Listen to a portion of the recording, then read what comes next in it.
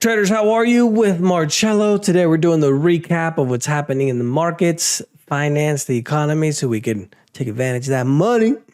This week we have a new skull that was recovered in China that's going to open the door to a completely new species living there 300,000 years ago. We also have Michael Burry, which was one of the only people that predicted the 2008 financial crash, 2009 financial crash, is now betting $1.6 billion against the market. And we also have about $1 billion liquidations in crypto. Let's go ahead and get started.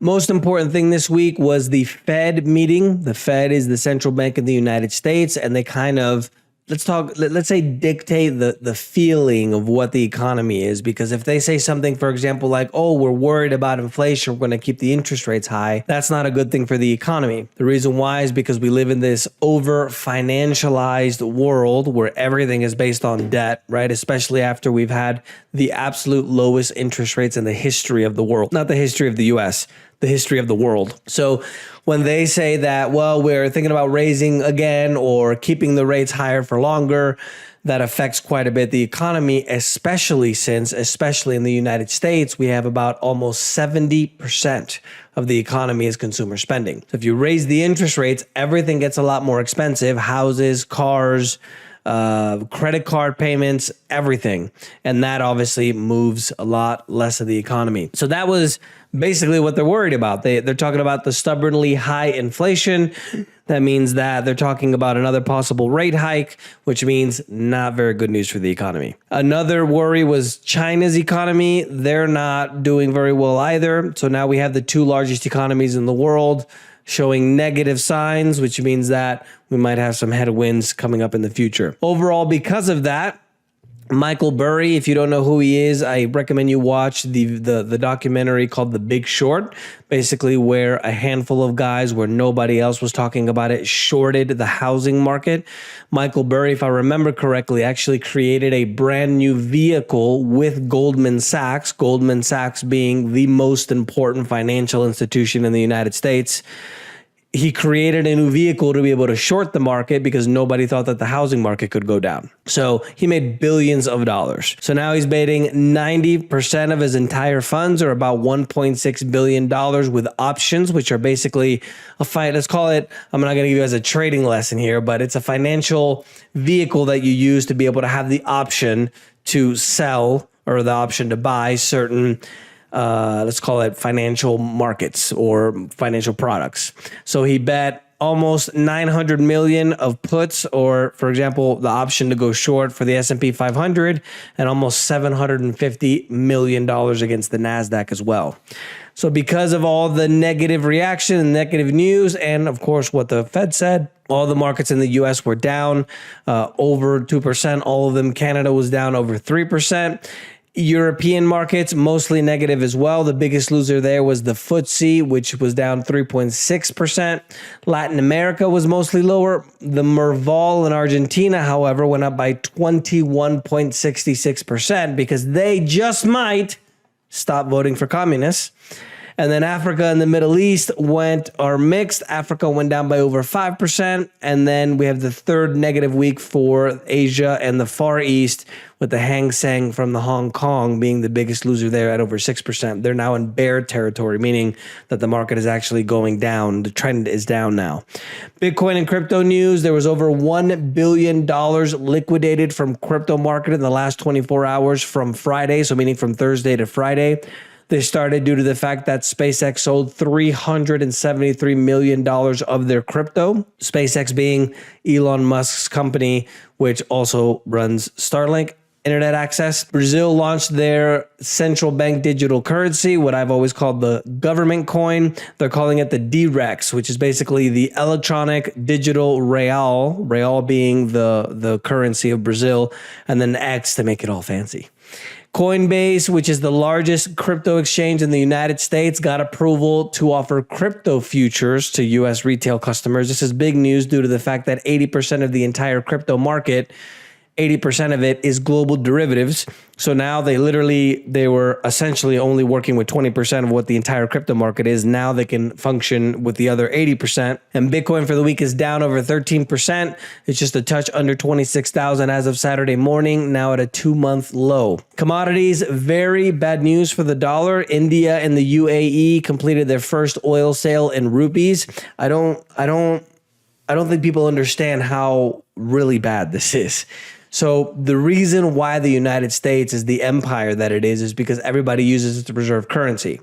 And this is due to the petrodollar, where the United States essentially made an agreement with Saudi Arabia. And the kind of very macro overview of this is United States was going to defend Saudi Arabia, and Saudi Arabia was only going to sell their oil in dollars, essentially, right? And then now it became customary. So if Brazil was going to pay China, or Canada was going to pay Brazil, or Germany was going to pay Japan, they all converted their local currency into dollars first, and then everybody used dollars for international trade. That has been going down, the percentage of dollar trade over time, especially as other economies continue to come up and get bigger. Obviously, China 20 years ago, 30 years ago, wasn't even in the top 10 largest economies in the world.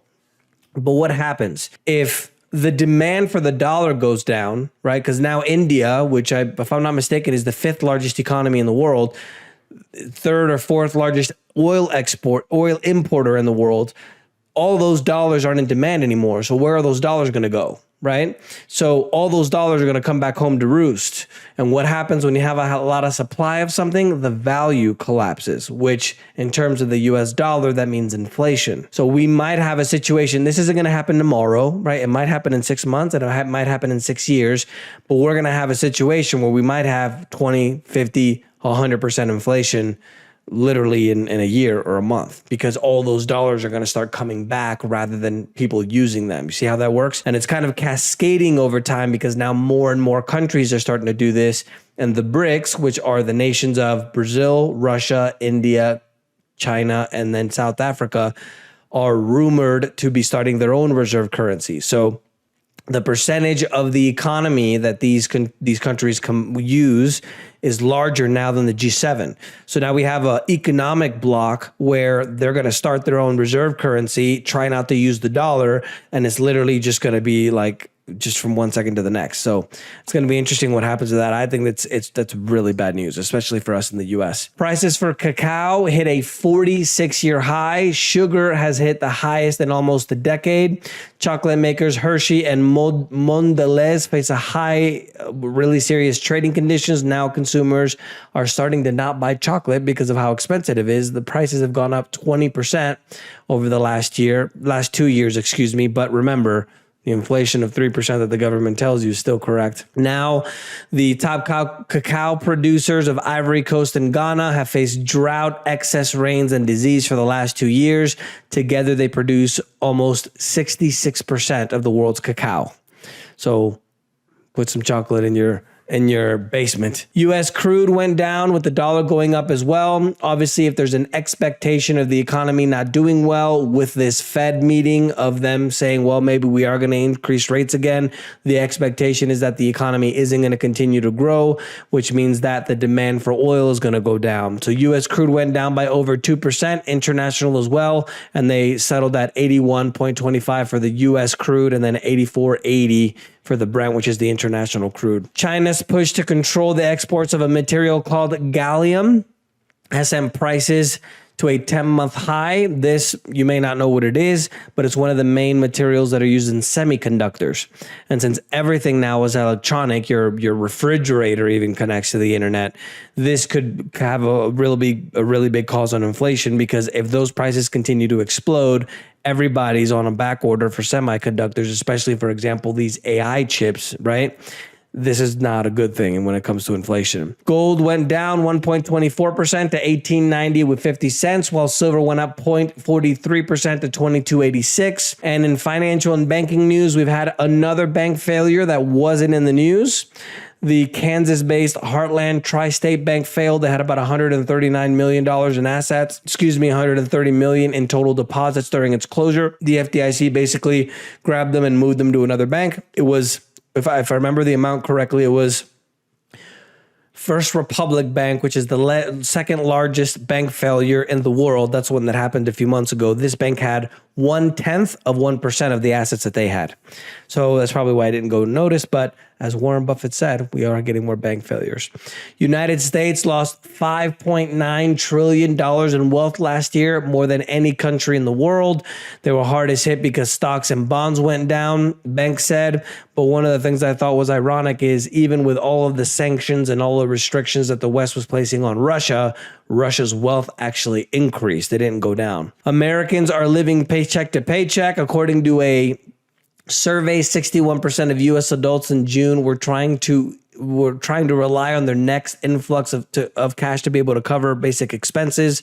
Bankrate is somebody that did the survey, and they said that 70% of Americans don't feel financially secure. A typical U.S. worker takes home about $3,300 a month after taxes and benefits, and their expenses can reach up to $2,800, meaning 85% of their budget is completely gone with their just main expenses, not including childcare or debt payments, for example. And thanks to the marvelous Biden administration, now every family is spending about $709 extra a month to live than what they used to before Biden came in. Netherlands has officially entered a recession. Now that's Germany and Netherlands in Europe. UK inflation eased to a 17-month low, 6.8% in July. Norway's central bank increased their rates by 0.25 or 25 basis points to 4%. And Japan's inflation data also came down. Their consumer prices went to 3.1%, which is lower than expected as well. So we have some good news on the inflation front, but remember, the inflation isn't really 3% now, is it? Political news, the National Health Service in the UK is launching a campaign, get this, to teach people about how common heart attacks are. I wonder what happened in the last few years that changed all of that, because it wasn't that common before. 7,000 plus percentage in admissions in England in 2001 and 22 compared to the previous year-long period. Wonder what changed in 2020. Argentine voters rebuked the country's two main political forces. After being the richest country in the world in the year 1900, voting for communists for 17 years and socialists, they're finally starting to vote for a libertarian. Javier Milei won 30.5% of the vote. So hopefully they'll be able to get now what they have, 4 out of 10 people in poverty and a yearly inflation rate of 116%. Can you imagine? You go to buy a cookie at the store, it costs $1. This actually happened to me during the pandemic. I would go and buy these white macadamia nut cookies where they were in a package and they were 10. And they were just like stacked with white macadamia nuts. It was just the best thing ever. And then after a while, we started noticing that they removed the cookie. So then it was 9 cookies instead of 10. Then it was 8 cookies instead of 10. And then they started removing all the white macadamia nuts. So it's like before, when there used to be, maybe 6, 7, 8, 9 in one cookie, then there was like 2 or 3 in a cookie. Kind of the same thing. So can you imagine paying like $1 a loaf of bread? I don't know what bread costs in the US today because I've been living overseas for so long, and then the next month it costs $1.10, then the next month $1.20, then the next month, it's just every month it goes up by 10, 20%. Can you imagine? That's what's coming eventually to the US. In economic news, the Japanese economy grew 6% in quarter 2 on an annualized basis, soundly beating the expectations of 3.1%. And the U.S. economy's leading economic index fell by 0.4% in July, 16th consecutive months. And so the indicators that they use to base how well the economy doing, 7 out of 10 of those have gone down. So not bueno at all. Corporate news. Nvidia, the largest semiconductor company on market cap, rose over 7% after Morgan Stanley, which is a financial institution in the United States, said that Nvidia remains our top pick with a backdrop of a massive shift in spending towards AI and a fairly exceptional supply-demand imbalance that should persist for the next several quarters. Stock is up almost 197% in 2023. Evergreen Group, The world's most indebted property developer officially filed for bankruptcy in the United States. In a court, they posted a $81 billion loss in the last 2 years, ending in July of this year. Now, there's another company called Country Garden, which used to be one of China's largest developers, and they're struggling to make their payments now. So this is a problem because this can continue to be kind of like a venomous snake, venom that just kind of starts to infect the entire financial system. Because remember that China is the second largest economy in the world, and a lot of foreigners invest in their real estate. Tesla had their sixth straight session of losses, went down another 1.7%. They saw a huge losing streak that length in December when the stock tumbled for 7 consecutive days. They've had a really good number so far, but they did just drop their prices again, and the shares are up 75% in 2023. Trade news. There's a huge brewing fight between the United States and Mexico. 90% of the corn in the United States is genetically modified, while Mexico has banned genetically modified corn specifically. Go Mexico. If you go to Chipotle, for example, you can get the natural corn Coke, because now they, instead of putting sugar, they put the corn syrup and stuff in it. But now they're going to file a complaint. It could start a big problem. Hopefully Mexico wins, because that GMO stuff is garbage. Investment news. China's President Xi is focusing on national security, where a lot of investors are starting to say that it's starting to affect their economic efforts.